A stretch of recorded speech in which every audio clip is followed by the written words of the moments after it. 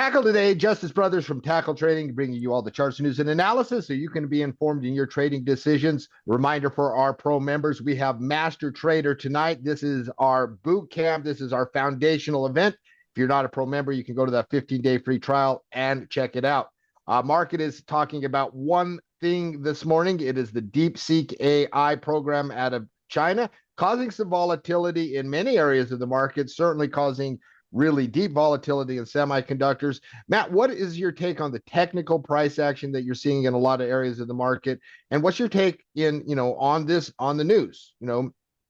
Well, let's first look at the heat map here to kind of understand what's going on in the market here today. It's obviously a mixed market here. You might not know that based on the headlines today. That's why I wanted to come to the heat map, because there is some mixed data that's coming into the market. And the news that's coming into the market is from China. It's an AI story, and it's a very important AI story as well. It's a technology called DeepSeek. And what DeepSeek did, they are a ChatGPT type of a AI platform, very comparable to what we are familiar with ChatGPT. And so when you're looking at DeepSeek, again, the news came out over the weekend that DeepSeek had achieved the same degree of high standard and quality that that people have grown accustomed to with OpenAI's ChatGPT, Anthropic's Claude, and other high-performing AI platforms. And when you're talking about a high-performing AI platform, you're also talking about high standards, high cost, high research, high development, high R&D, high CapEx spending. And so when you're looking at a standard ChatGPT in America, it costs around $80 to $85 million, because you have to put in substantial GPUs out of NVIDIA, substantial technological infrastructure from an energy perspective. And what DeepSeek did is they achieved all of this without using 32 decibels and under $6 million in cost, and with only 2,000 secondary, I think they were H100s, but two secondary, because obviously China has some regulations and whatnot. They did it for much, much, much cheaper, and they still had the same degree of performance. And so that threw a very big volatility pocket, I would call it, in the market here today, specifically on the NASDAQ, as you saw the NASDAQ gap down on the news, because it is, quite frankly, a little bit concerning that the entire lifeblood of the AI conversation as of right now, well, up until right now, has been on CapEx spending. CapEx spending is the gasoline that fuels the trends, the patterns, the momentum, the market mentality over the AI race. And so when you get news today that, wow, China came out with a much more effective and a much more efficient model, I shouldn't say effective, but much more efficient from a cost perspective, that threw a cluster into the market, and obviously companies like NVIDIA, the semiconductor, because that's the big one here is NVIDIA, because NVIDIA is the king of AI, because they are the ones that have the GPUs that have the ability to drive AI. Well, now with what DeepSeek did, that threw that equation into question. And I want to emphasize question. I think that's the key. Don't know for certain yet. Yeah, no, I mean, markets have a tendency to sell first when there is uncertainty, right? This goes back since the dawn of markets, right? I think that is going on. It's fair to say there's a lot of unanswered questions on this, Matt. Yeah, there is a lot of unanswered questions. Absolutely, there is. But the first question is, what about the $300 billion in CapEx spending that is planned for this year? Meta last week just came out and said we're going to, and again, this was just last week on Meta, that they said we're going to spend $60 to $65 billion on CapEx spending. Well, doesn't this news out of DeepSeek throw that into question a little bit?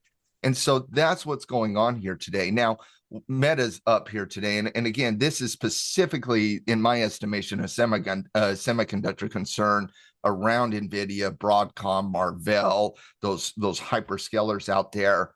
I'm not sure. And again, there's so many open questions right now. And I want to be clear on that. There's so many open questions right now. But if true, I think you're also talking about efficiency coming into AI. And that would be companies like Meta who are spending all this money on CapEx that maybe now don't have to spend all this money on CapEx. That would create efficiency in their business model. So I don't see this information coming out of DeepSeek as a negative or a positive as of yet for the US AI marketplace. But in general, I see the efficiency of energy utilization as a positive step in the AI conversation in general. I see the efficiency equation from a profit margin perspective on companies that utilize AI efficiency models as a positive as well. So I think there's going to be some haves and have-nots coming out of this story. It's very, very early. There's a little bit of fog there's a little bit of confusion in the fog of war to a certain extent right now going on in the AI arms race between China and the US. But this is concerning news that came into the market specifically for NVIDIA, specifically for companies like Marvell, specifically for companies like Broadcom. All showed gap down, sell down behavior. You look at the semiconductors in general, gap down, sell down behavior, breaking the 200-day moving average. You look at technology in general, gapping down, stabilizing. You look at the S&P 500, gap down, stabilizing. You look at the actual market itself through RSP, nothing to see here. And so you're really seeing a semiconductor implosion going on here today based on the concern that companies around the world, not just the hyperscalers out of the United States, but companies around the world maybe won't have to use specifically just NVIDIA GPUs. And so you're seeing that and again, a lot of these semiconductors have had to pay premium because you've had to use specific parts and services out of those companies. And again, I'm not saying that's not going to be the case in the future. I'm saying today there's an open question on that. Yeah, no, I mean, how I approached my portfolio this morning, took defensive action on anything related to semiconductors, took defensive action on uranium, didn't do anything anywhere else, kind of was a business as usual in every other area of my portfolio, Matt. Like the things that were directly impacted to the AI storyline, like, listen, you hear a negative narrative, I'm going to take defensive actions, the kind of trader I am. The other areas, I was just like, I just don't feel like this was my attitude coming into the market. I don't feel like I need to do anything particularly special. It was very much a business as usual. Now, right? If broad markets give out support, we know volatility can trickle over. But that was my attitude on a Monday morning on the news, Matt. What do you think about that? Well, and again, I see this even come into the AI gold rush. This is not specifically a broad AI conversation. This is specifically the GPUs that power the AI conversation. For example, you look at, there's 25 stocks on the AI gold rush. Apple up today, Adobe up today, NVIDIA obviously down today, Amazon fighting an all-time high pricing, ANET, ARM obviously down, ASML, big, anything that was tied to NVIDIA's downstream, they got hit here today. ASML, AVGO, Datadog, the Delta Dog's mascot here, looking for a confirmation off a nice little short-term reversal type situation. Google hanging in there in neutrality. ISRG looking absolutely fantastic in a bullish retracement type. Lam Research Semiconductor obviously down. Meta up, Marvell Semi down. Microsoft, obviously, they spend a lot in CapEx. They're obviously tied to OpenAI. They got beat up a little bit. Micron Memory down, ServiceNow up. And so even you were talking about the broad market, Chucky, on that. You're even seeing that in the tech itself, right?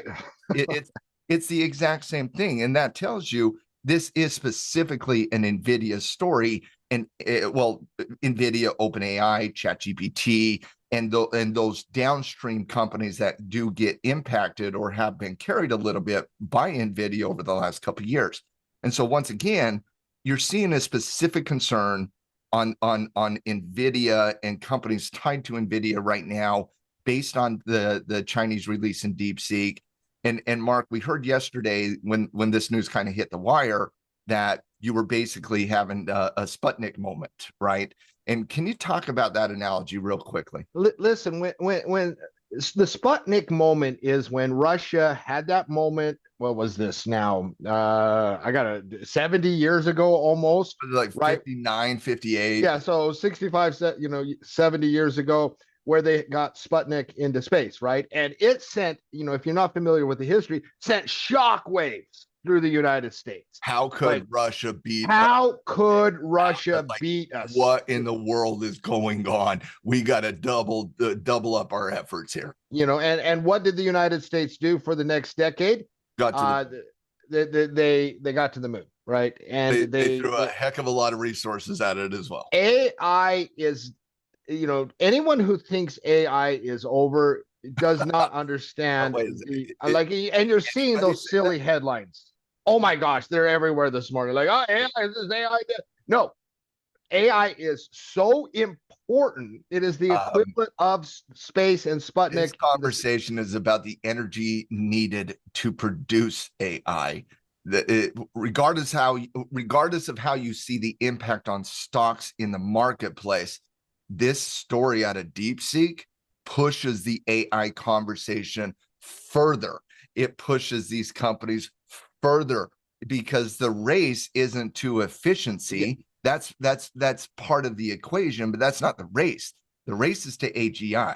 And so that pushes these companies further and further to compete even more. And if DeepSeek, if true, because again, there's a lot of fog on this one right now. But if DeepSeek is true in the sense that it can create the same type of effectiveness that a chat GPT can do with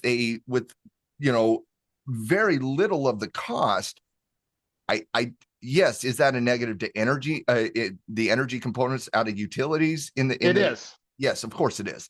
Is that a negative to semiconductors, such as specifically the hyperscalers and semiconductor components like NVIDIA, Broadcom, whatnot? Of course it is. Yes, it is. Of course it is. But is it a negative story to AI's growth potential? No, it is not. 10 years from now? No, this is part of that equation. The race is to AGI.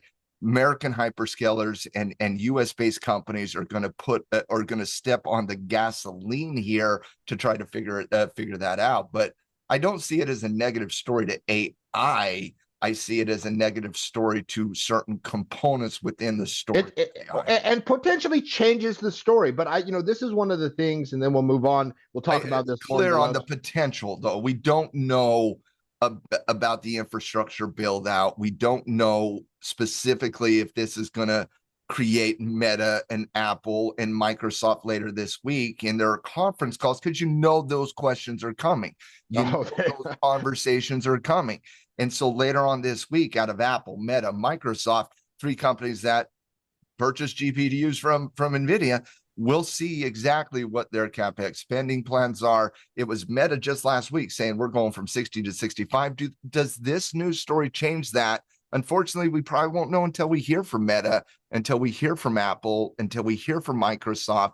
But at the end of the day, it's certainly concerning for specifically semiconductors and utilities today. Yeah, and those are the things that I have when I have exposure to them. I am playing those straight up defense, grade A catalyst type perspective. Other things, well, there's a lot of things going on this week, Matt. There's a lot of things going on this week. And I've said this a million times. When I see half the sectors green on a big red day, how big is the fear really? Right? How big? Because this is not a yields. This is not a macro. This is not a recession story. It's a very specific to certain areas. Now, those areas carry a lot of market cap weight in those indices. RSP is going to give you a better gauge of overall market sentiment in the coming days, right? In the coming days. NVIDIA is very concerning as of right this very second, and obviously a gap down, sell down behavior is concerning in and of itself. Breaking the 200-day moving average, there's some concern on this storyline. There's no doubt about that. And you said it best at first, Mark. There's a lot we don't know as of this very second on DeepSeek and the impact on the AI marketplace. What we do know is the path of least resistance is down when the market has that moment of, we don't know what this means. Yeah, and since And unfortunately, that's where we're at on that deep sea conversation. We don't know what this means specifically for the long term, which means the short term is going to be under a little bit of pressure. yeah, and we got a lot of moving parts this week, Matt. We have oh my goodness, so many moving parts. We have a Fed meeting on Wednesday. I don't think Jay Powell will get deep sea questions, but you never know. You never know. But as you mentioned, Meta on Wednesday night will certainly get deep sea questions. The CapEx spending questions. We have Apple on Thursday. We got Microsoft on Wednesday. We have Tesla on Wednesday.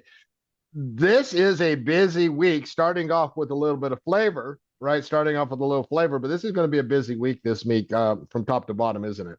Yeah, it is. There's a lot going on this week. Obviously, this is one of the bigger weeks in earnings. You also have the Fed on deck, and so and when you're looking at the S&P 500 from a pure technical perspective, we basically in the newsletter we called for profit taking at the 610 level, 608 to 610 level. We expected the development of secondary patterns. We were expecting a little bit of consolidation and hesitation, whether that was going to be looking at a pullback scenario or whether that was going to be looking at a high base.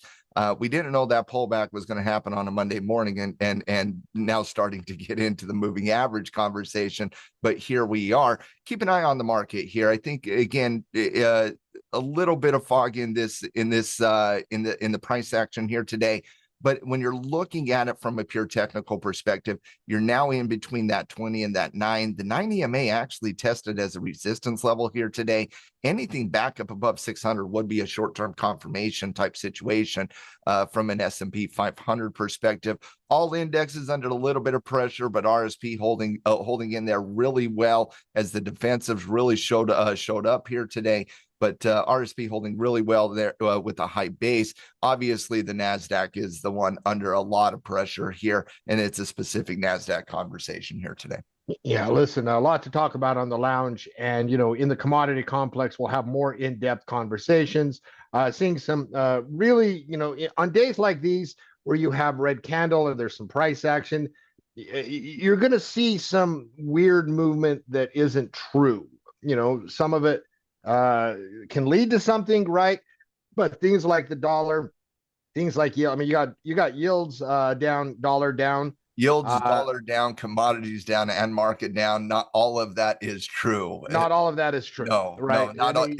That can't continue, which means let's see what happens on this. And that's the thing. And that's why I'm not doing anything with my silver positions today. I'm not doing anything with my gold positions today. I'm not doing anything with my oil position. From a credit perspective, a lot of these things play. I've learned this a long time ago. Right? Like the stuff where the narrative is there, semiconductors, uranium, utilities. I know I need to do something, right? Yeah. I know. I mean, that's the narrative. That narrative's not going away. Other stuff, I'm like, let's see how this plays out. Yeah, I would expect silver and gold to recover here. Personally, I got the dollar breaking support, and again, it's. I don't want to say it never happens, but it is a little bit rare to see all commodities and the dollar and yields down, especially in this environment. And so I would expect some recovering price action on gold, and I still love the $28 breakout on silver. Crude oil just continuing its bullish retracement. Now you're talking about a 50% retracement here against the previous upward movement in price. Obviously, the deeper you go, the more development you need to see from a pattern perspective. And when you're looking at bullish retracement, it starts with that pattern development at support. Ultimately, it ends with confirmation. And so on the energy / crude oil conversation, still looking at pullback scenarios across the board. Well, listen, I appreciate your time and thoughts, brother. I'm sure others do too. We're going to have a great lounge today, high energy, lots of analysis, talk about rotation, break down sectors, lots to discuss. This is a community you want to be a part of. TackleTrading.com. Go to that 15-day free trial today.